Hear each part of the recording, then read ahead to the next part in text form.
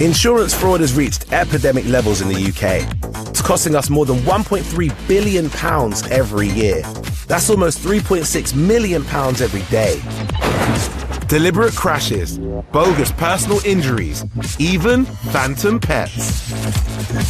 The fraudsters are risking more and more to make a quick killing, and every year it's adding around £50 to your insurance bill. But insurers are fighting back, exposing just under 15 fake claims every hour, armed with the latest fraud-busting technology. It's a subject out of vehicle. Including covert surveillance systems, sophisticated data analysis techniques, and specially trained fraud investigators. Oh, they're catching these chances red-handed. Instead of getting away with it, even more of these fraudsters are getting caught out. This is Road Claimers.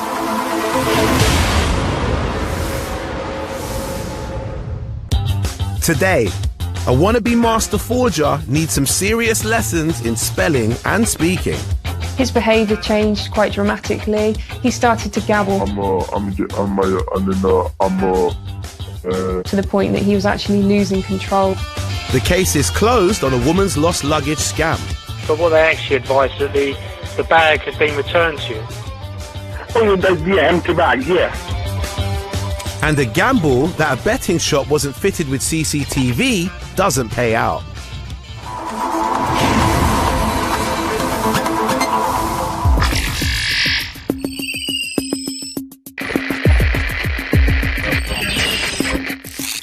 Phoenix, Arizona. Home to the affluent suburb of Biltmore Estates and high-flying investment banker Michael Marin. In 2009, a fire ripped through his $2.5 million mansion while he slept inside. Woken by the smoke alarm, he called 911 while still inside the property. Fire department, what's your emergency? Yeah, my house is on fire. Okay, sir, I need you to get out of the house. Is it just you in the house? It's just me. Okay, I need you to get out of the house. Do you know what's on fire? I don't know. I'm upstairs. Are you going to be able to get out? I need you to get out of... Hello? Sir, are you still there? Hello?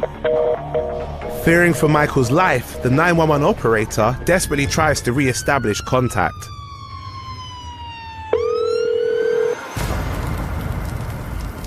Thankfully, Michael had got out in the nick of time. He told emergency services that he'd donned scuba gear stored in his bedroom wardrobe and used it to breathe compressed air. He then made his way down from the second story using a rope ladder. Michael's 6,600 square foot luxury home had been completely gutted in the inferno. His harrowing but bizarre escape caught the attention of fire officials who were keen to establish the cause of the blaze. Examining the scene revealed an accelerant had been used to start the fire, with 28 phone books stacked as kindling to fuel it. This evidence, combined with the very conveniently positioned scuba gear and rope ladder, meant Marin was the prime suspect for the arson. But why would a Yale-educated multi-millionaire with a jet-set lifestyle burn down his own house? Investigators needed a motive. Marin's determination to live life to the fullest had drained his finances. It was discovered that in the lead up to the fire, his fortune had dwindled from millions to just over $40,000.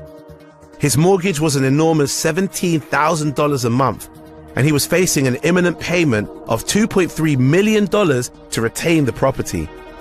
These financial pressures only added to his desperation. The investigation concluded Marin had started the fire himself in an effort to collect the cash from his home insurance. But his plan had backfired. On August 19th, 2009, Marin was arrested by county sheriffs and charged with arson of an occupied structure, a crime that carries the same penalties as second-degree murder. Despite the overwhelming evidence that he'd burned down his home to pocket the insurance money, Marin maintained his innocence and poured his remaining assets into his defense until there was nothing left. On the 21st of May 2012, the case proceeded to trial. After a hearing that lasted over a month, a verdict was finally reached on the 28th of June. As the jury entered, the clerk read the decision. Marin closed his eyes in despair when he heard the word guilty. Out of desperation, Marin had attempted insurance fraud, but the jurors had found it to be a dangerous crime. He would not be eligible for parole and would be immediately taken into custody to await sentencing. After the verdict was read, Marin was witnessed burying his face in his hands. He was then seen to swallow something. Moments later, he collapsed. He was rushed to hospital, but was pronounced dead on arrival.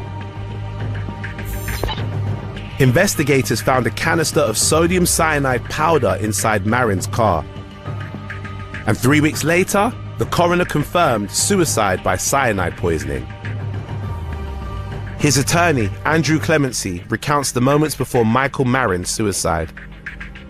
I would describe him as what you would expect under the circumstances. I didn't perceive his demeanor to be any different than you would expect for someone who was facing, obviously, that serious a situation.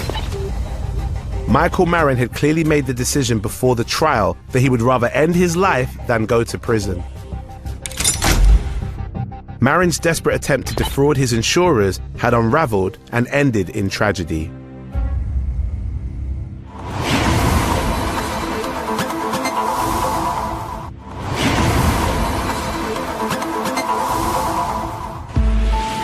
There are thousands of buses operating on UK roads. These mechanical beasts are hard to miss, sometimes literally. Lee Ingram knows all about how motorists can get tangled up with these oversized vehicles. He was asked to look over one claim which seemed to be at the lower end of the accident scale.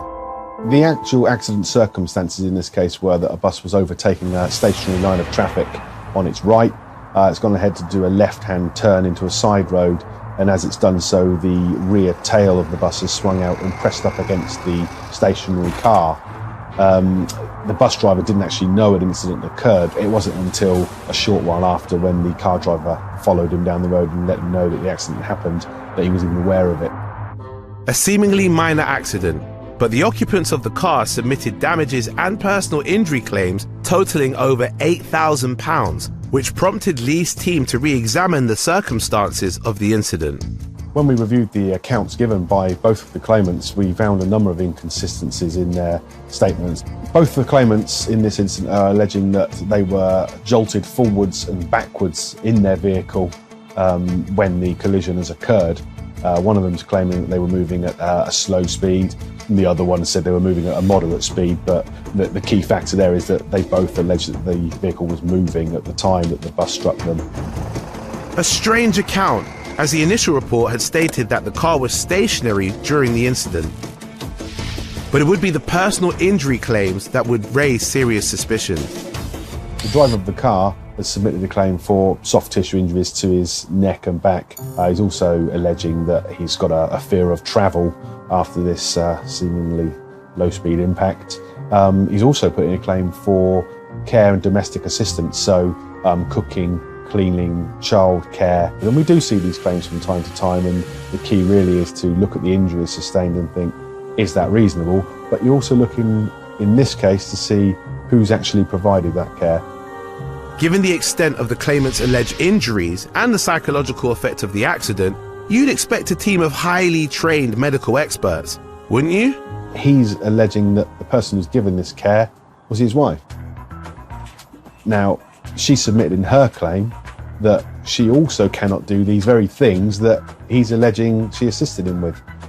These two clearly need to communicate more often. Sounds like the blind leading the blind. And it wasn't just the claimant's personal injury Lee suspected were hugely exaggerated. After an accident, we will often inspect a vehicle involved in a collision with one of our buses. Part of that inspection is to take photos of the vehicle. We saw photographs come back and they showed some minor scuffing to the door in a sort of brushing motion, and we'd also lost the back of the wing mirror of the car.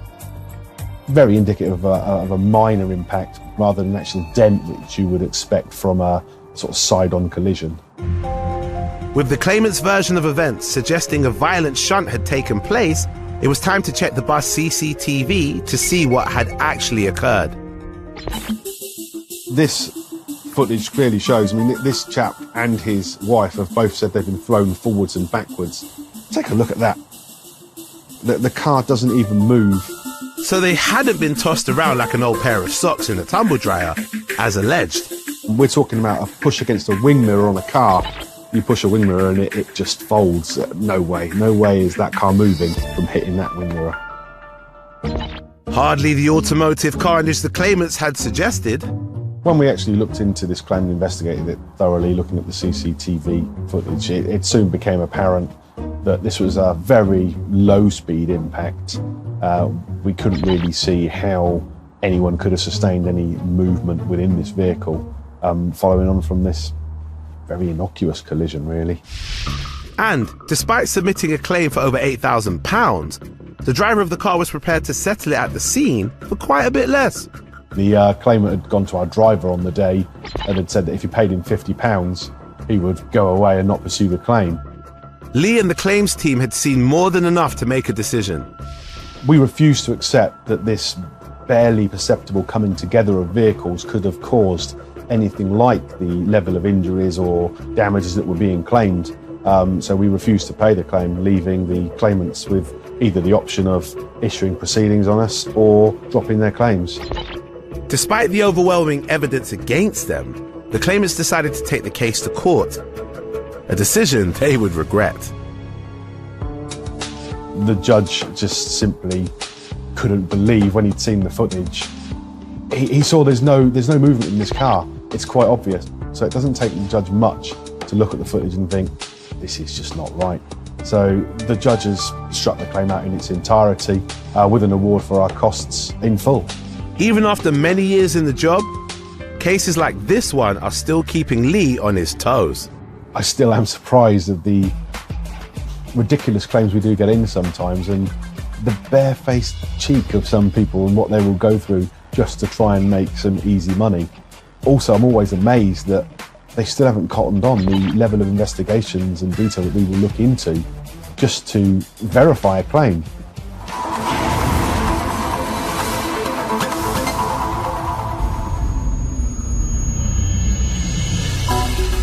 Gambling is a risky business, a game of odds.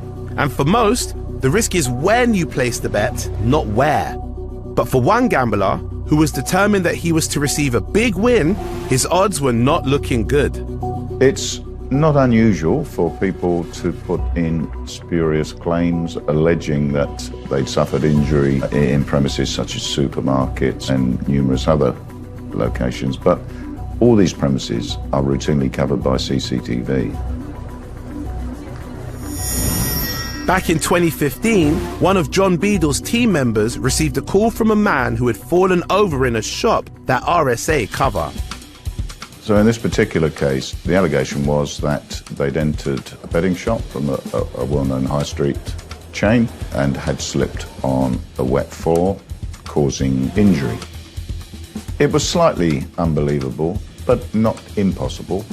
I guess somebody could have spilled a drink, or it may have been raining outside. But of course, the first thing we would do in such circumstances would be to review the CCTV.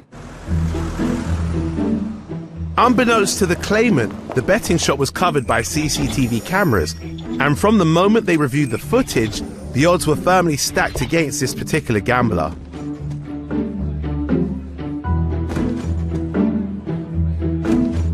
You see, they didn't slip on the wet floor at all. It was a mistake by the person in sitting down on his stool, which caused him to fall. The gentleman just puts the stool too far in, and when he goes to sit down, he actually falls off the back of it.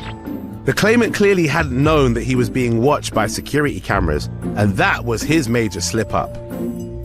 When confronted with the evidence, the claimant understood that, just like him, the story didn't stand up. We told him as a result of our investigation we would not be paying this claim, and he clearly must have thought twice about it, and the claim went away. John's investigations have put a stop to RSA having to pay out compensation of around £6,000 for this clearly dishonest claim. Insurers are wise to this type of spurious claim. We will investigate each and every case fully. There is no quick pot of gold available here. My advice to people is don't do this. You will get caught, and there can be severe penalties if you are found guilty of fraud.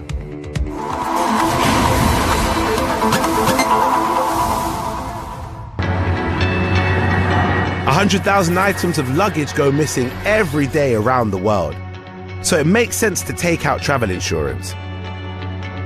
Thankfully, that's exactly what this claimant did, as disaster struck when he returned from Paris and was left empty-handed at the luggage carousel.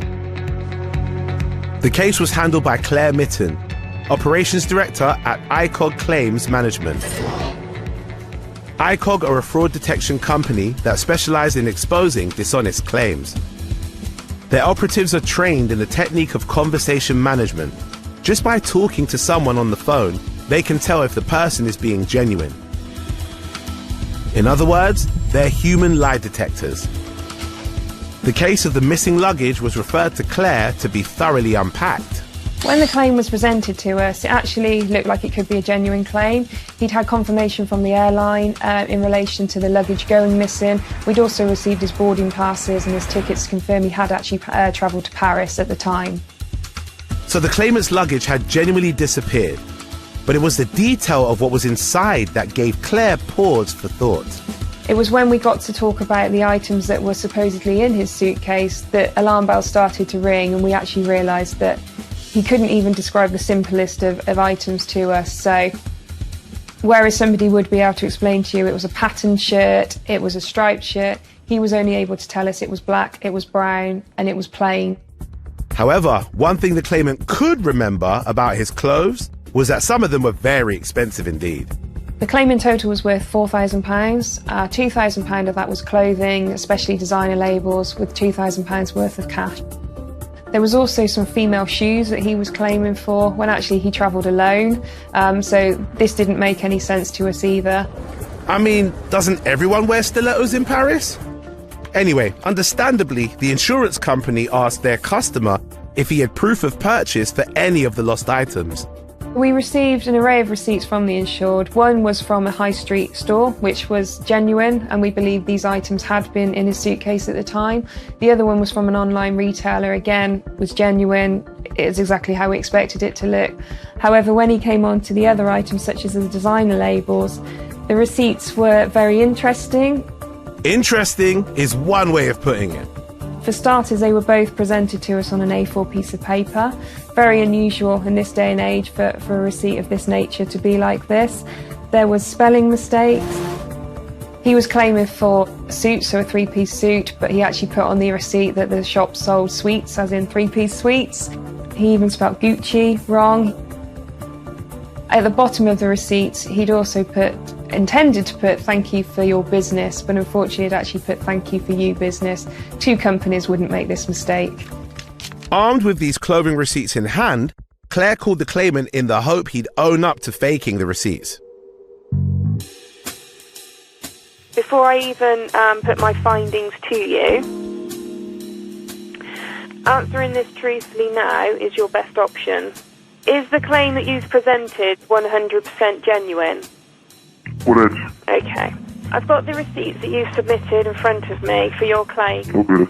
Correct. And the receipts that you have submitted are forged items. Okay. So when I say forged items, do you understand what I mean by that? No. Right, so these items are fake. No, I don't accept it. You don't accept it? Why don't you accept that? No, because you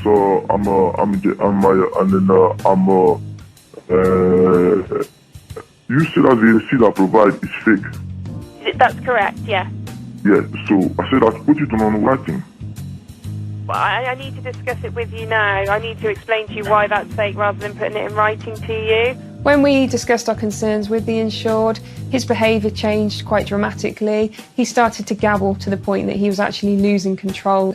He was also using delaying tactics, so he was asking us to put information in writing to us. He was trying to bide himself some time to think about what he wanted to say. Who wrote this receipt for you? Who wrote the receipt for me? Mm-hmm. When we want to buy the we get the receipt from the store. You got it directly from the store? Yes. Okay. Did you complete the receipt? If I complete it. Did you complete that receipt? Why should I complete the receipt? I'm not the seller. The claimant was sticking firmly to his story, as yet unprepared for the damning evidence Claire had up her sleeve. Can I explain to you why the receipt is fake? Yes, why? Yeah, there's many spelling mistakes in the receipt, okay? The road name is spelled incorrectly. Okay. The brand Gucci is spelled incorrectly. Okay. And also, at the bottom of the invoice, there is a phrase that says "Thank you for you business." That is also incorrect grammar and spelled incorrectly. Do you want me to carry on? Carry on. The other receipt we have. Okay. And would you like me to explain to you why that item is fake as well?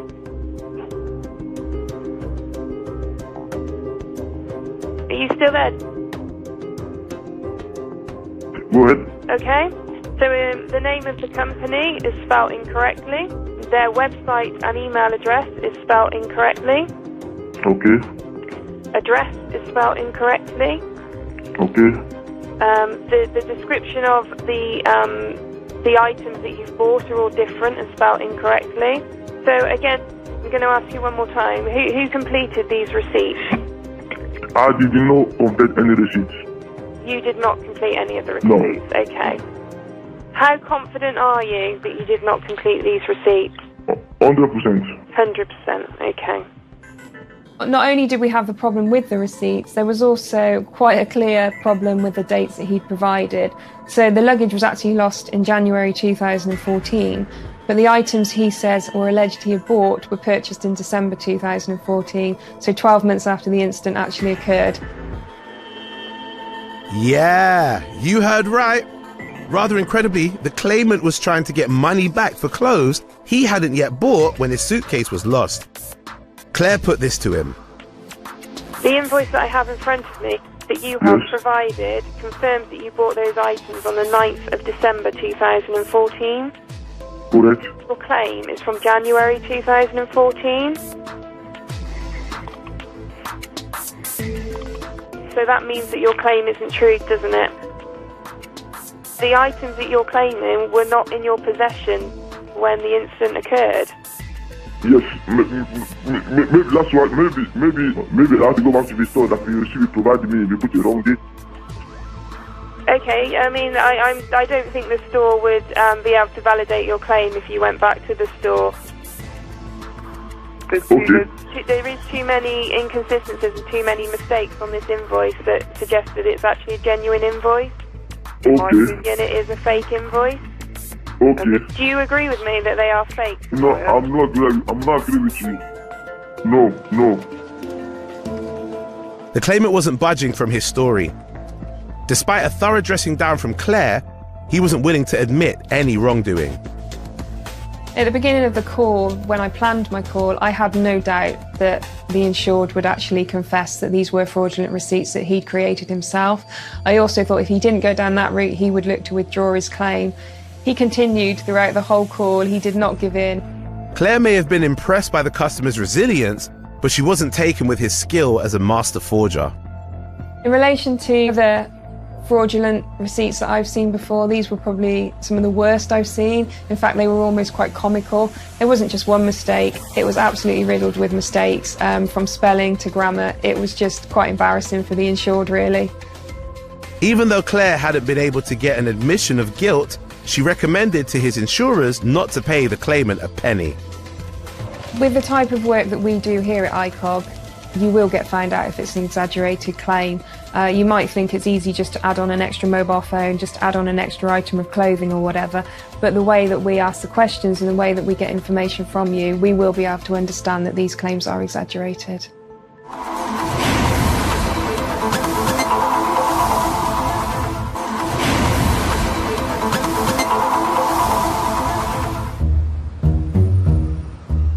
Choreographed crashes, faux fires, and bogus burglaries.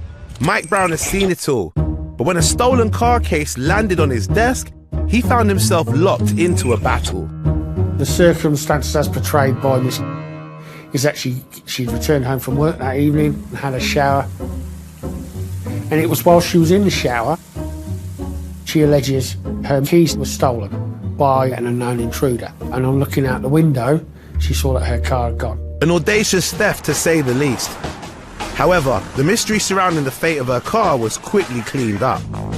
Subsequently, then what happened was that there was then communications by Thames Valley Police with Direct Line in respect of her vehicle, which had been involved in a single vehicle road traffic accident. So the thief had come into her house, taken the keys while she was in the shower, and then crashed her car. Although no one had been injured and no other vehicle involved, the damage was significant. The claim was £4,000. Right from the start, there was something questionable about the account of the keys. You know, this young lady had come in having a shower, as it was alleged, and at the same time somebody had walked into her flat, removed the keys from the dining room table and subsequently stolen the vehicle. The whole story did not connect. These concerns were only intensified when Direct Line liaised with Thames Valley Police. Their investigation into the collision turned this damp squib of a story on its head. They genuinely believed that the driver of the vehicle at the time of the accident was in fact her partner. This information robbed her burglary story of any truth. The so-called thief that stole her car, then crashed it, was her own boyfriend, who then fled the scene. The circumstances of the accident are as yet unknown, but it would appear and be extremely questionable as to why her partner left the scene of the accident. The motivation for the stolen key story was to protect her partner and to ensure that she wasn't out of pocket when it came to the repairs. It would appear from the circumstances, as we are led to believe by the police, that a payment would not have been honoured by Direct Line Group if the true facts had been made at the time of the claim. But the truth did come out, and the police don't take kindly to being lied to. When we analyse what has occurred, you've got Miss making a false statement of claim, which is fraud by false representation, and then you have the distraction of the police services themselves. Police resources are strapped at the best of times, and when they are distracted investigating malicious complaints, it is the genuine public that suffer and those who are genuinely in need of the emergency services. In view of this, the decision was taken to prosecute the claimant. She appeared before Aylesbury Crown Court December last year. She was given a 12-month community order and also ordered to undertake 150 hours unpaid work. It also entitles that she to be entered onto the insurance fraud register. The industry as a whole are entitled to search that register when considering risks on onboarding a policyholder. In other words, it could affect her chances of getting insurance, loans, or a mortgage. For her leaky story about keys, this claimant has paid a heavy price. Honesty is always the best policy, and you know, think before you act. If your intentions are to seek or defraud Direct Line Group, then all I will say is be warned. We have the tactics, we have the methods, we have the skills and the knowledge. You will be identified and you will be held to account.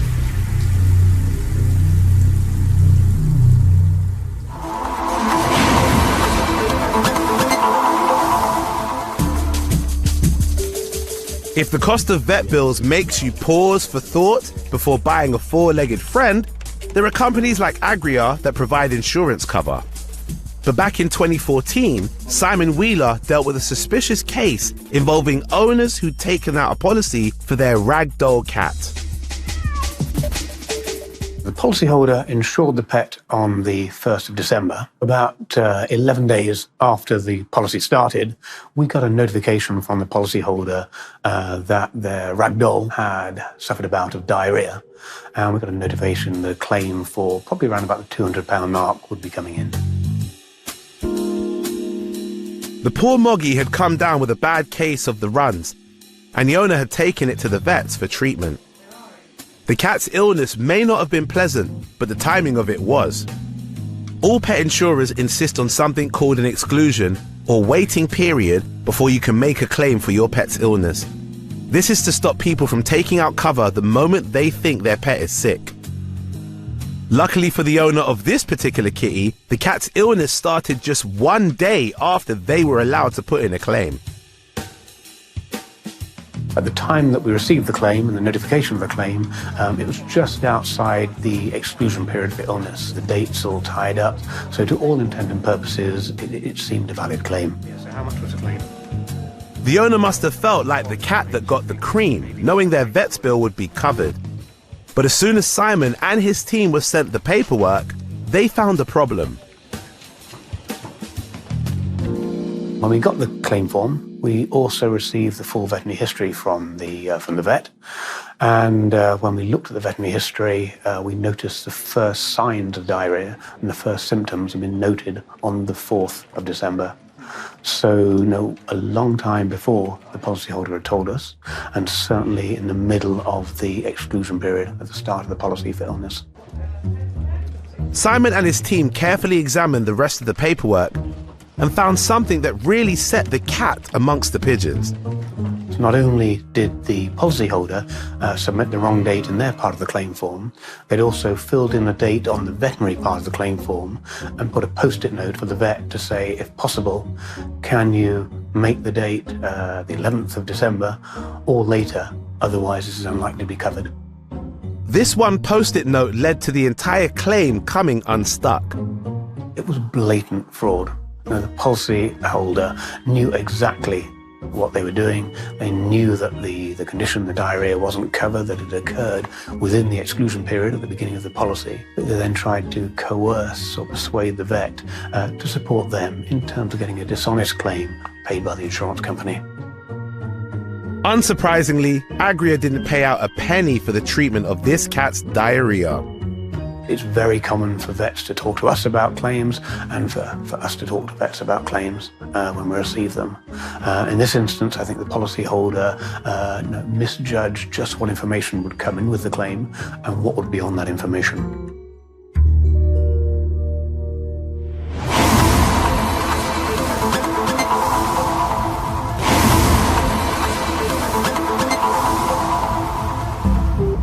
Seeger specialise in travel insurance services.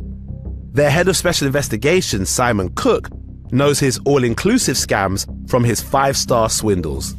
He was presented with one claim, which is unfortunately all too common. The customer contacted us and explained that unfortunately she'd been subjected to a theft whilst on holiday in New Zealand. She told us that she was in the airport waiting for some friends when the bag was stolen off her trolley. A nightmare start to any trip, and the losses were reported to go well beyond a holiday wardrobe and snorkel set. The customer was claiming for around £800 in cash. He was claiming for some jewellery which included an engagement and wedding ring and also a high-end mobile phone. The value of the claim was approximately £4,000. That's a big claim for just one bag. But it was the alleged contents of the suitcase which caught Simon's attention. I wouldn't say that the cash and the mobile phone were unusual in terms of what you would carry around with you, but it was very surprising to see her claiming for an engagement and wedding ring being in the bag because naturally you would wear those items. The customer reported the theft to the New Zealand police at her first opportunity, who would have listed everything claimed to have been stolen. Due to the value of the claim and the fact that some of the high-value items weren't listed on the police report, we made a decision to speak to the customer by way of telephone interview, just so we could get a better understanding of what exactly happened. A claims handler from Simon's team made the call. So if we could go over the circumstances of what happened. We were waiting for other people to come out of the custom, and then we started exchanging numbers because we had the local SIM. So I pulled my pen out of that bag and started writing. As soon as I turned a little bit, the bag was gone. It seemed like a plausible story. Whilst we were happy with the information the customer provided regarding the circumstances of the incident, she couldn't accurately describe to us why all these high-value items were missing off the police report. The police in New Zealand were contacted to clear up the confusion, but it led to a shocking discovery. The police officer we spoke to was extremely helpful, but he did tell us that, in fact, the customer had had her bag returned to her some 3 weeks prior to her contacting us to make the claim. This obviously begged the question why the customer was claiming for the bag and its entire contents. Armed with this information, we decided to get back in contact with the customer to ask her about the situation. The claimant was given an opportunity to come clean. We contacted the New Zealand police. Is there anything else, anything that you'd like to confirm in relation to the bag before I go over the information that they gave me? No. So the tight-lipped claimant wasn't going to be much help, despite the overwhelming evidence. The police had told us that she had had the bag and the contents returned to her some 3 weeks prior to making the claim, and therefore we wanted to know why she in essence lied to us about the situation. The call handler uses that fact to challenge the claimant. You haven't mentioned at any stage throughout your claims process that the bag was returned to you, so I need to ask you why that is. So you wanted the list of which bag was taken off me. That's why I understood that I should really tell you what bag it is. When you first called us, you had the bag returned. Yeah. You made no mention of the police finding the bag, and you subsequently claimed for the items that were in the bag that were found. One explanation that the customer provided was that she knew we were going to make inquiries with the police, so she didn't tell us any information about what the police had done. It's the equivalent of having a car crash and relying on a witness to report the accident. What do you think would have happened if we didn't make those inquiries in New Zealand? I knew that you were going to make it. That's why I gave you all the reports and everything. I know you wouldn't give out the claim without making inquiries. If we hadn't made those inquiries... You would have done. I knew you would have done. Because if we hadn't made those inquiries, you would have been paid for items that have been returned to you, and that's not the purpose of insurance. The customer had her bag returned to her 3 weeks before contacting us to make a claim for her stolen bag. But the claimant was determined to get something for nothing. She still said to us that we should pay her for the items that were in the bag, but ultimately we'd already been told by the police that she had the bag returned with all the items in it. We're not going to be compensating you for any part of this claim. Well, that's not fair, really, isn't fair. Of misunderstanding about how I make a list of items that was in the bag. You can't really say that you can't give completely nothing. After telling the customer that we knew that she had had the bag returned to her with the contents, she did actually decide to admit that she did receive the bag back, but there were no contents in it. But what they actually advised that the bag had been returned to you. Oh, yeah, empty bag, yeah. No, they didn't. They didn't say it was an empty bag. Yeah, I had some of my makeup in there, my cardigan in there, and that's about it. It was hardly a full confession, but the investigator was finally starting to get a handle on the truth. We made it very clear to the customer that we knew that the bag and its contents had been returned to her. Due to the fact that you haven't disclosed the fact that the bag was returned to you, and the reason your claim is going to be declined in full. Really? That's correct. I'll be writing. Well, that is a misunderstanding. I'm not very happy with that. You can't say you decline in full. Well, he can, and with good reason, he did. The customer was extremely naive because she didn't feel that we would make further inquiries into her claim. Opportunists continue to underestimate insurers, and this claimant was lucky to avoid a criminal prosecution. I honestly don't think some customers who make fraudulent claims do realise the gravity of what they're doing. Fraud is a criminal offence at the end of the day, and you could get a criminal prosecution as the result of insurance fraud.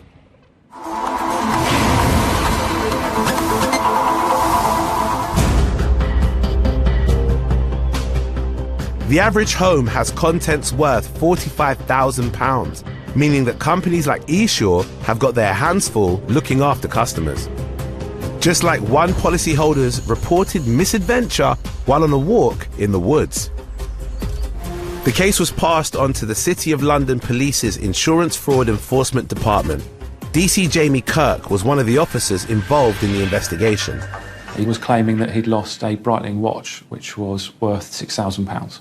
So his Breitling watch was on his left wrist, and he said that when he took this jacket off, the clasp had somehow come off of his Breitling watch, and it hadn't heard it, and it had just gone missing.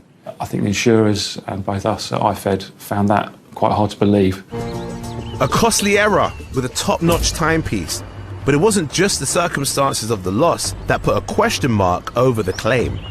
He didn't open the policy up until a couple of years after he supposedly had bought the watch. He stated it was a present from his grandmother. He'd never had any home insurance policies where this watch had been listed. This was the first one that he'd ever had. And then, coincidentally, the watch was lost just a few days after incepting this policy. Very convenient. With suspicions raised, it would be a timestamp that started the countdown on this fraudster's claim.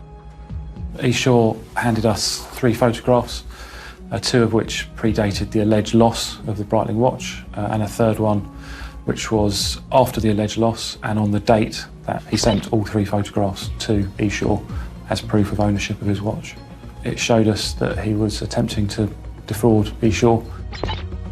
The camera never lies, and the date on the photo gave IFED all the evidence they needed to pay this claimant a timely visit. He was arrested at his home address. We did search the premises. We actually were able to seize a Breitling watch from his house. It was just the evidence that IFED needed to prove the watch had never left the claimant's person. But things weren't quite what they seemed.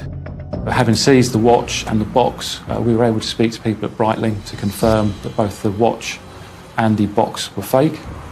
We were also in a position to show the people at Breitling the pictures which predated the loss, and they were able to say that the watch in all 3 pictures was the same fake watch. So we were able to present a case which showed that Mr. had never owned a Breitling watch, and the entire claim was completely made up and fraudulent. This case had turned into a ticking time bomb. However, the claimant's explanation was baffling to say the least. He provided his account in the interview, which was that he had lost a genuine watch, and in order not to upset his grandmother, he bought a fake one. He'd then taken a picture of himself wearing the fake one, in which he said to assist what was a genuine claim. His story was starting to sound like nothing more than a wind-up, but he was sticking to it. He maintained the same story throughout his time in the police interview, that he had bought this fake one in order to not upset his grandmother who had bought it for him. He may have been trying to keep Granny happy, but this claimant was about to receive far more than a ticking off. He elected to go for trial, where he was found guilty of fraud by false representation. He was awarded a community service order to complete 150 hours of unpaid work and to pay court costs of over £800. But what was the motive behind this calculated attempt to defraud? He was in financial difficulties, and so he planned this to assist him with the financial troubles he was facing. Police and insurers operate a zero-tolerance policy towards any fraudulent activity, and this type of criminality has consequences for all of us, so watch out. People making fraudulent claims leads to higher premiums to everybody.